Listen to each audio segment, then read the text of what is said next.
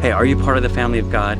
Are you experiencing love? Are you loving one another? But ultimately, have you recognized the greatest act of service ever done for you, and that was Christ's death on the cross, and the greatest gift that you could ever receive, and that's the gift of salvation.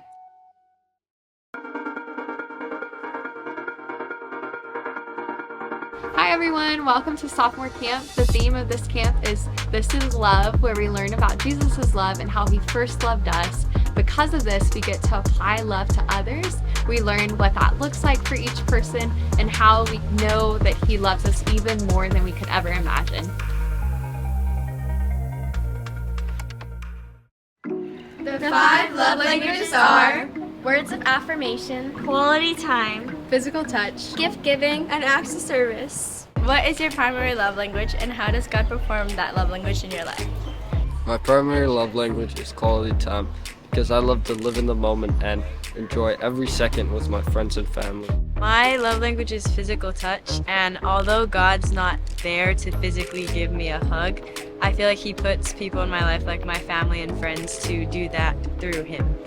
So my primary love language is gifts, or the act of giving gifts or receiving gifts, because it shows that the person is really thinking of you, and that's what sits at my heart.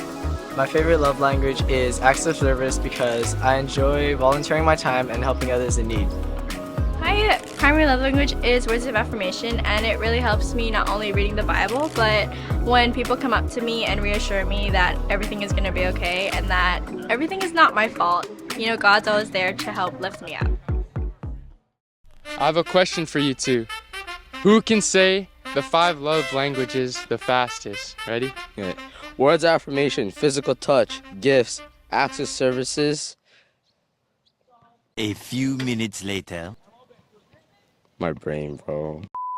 Physical touch, words of affirmation, acts of service, quality time, gifts. Yeah. What do you call an acid with an attitude? An amino acid.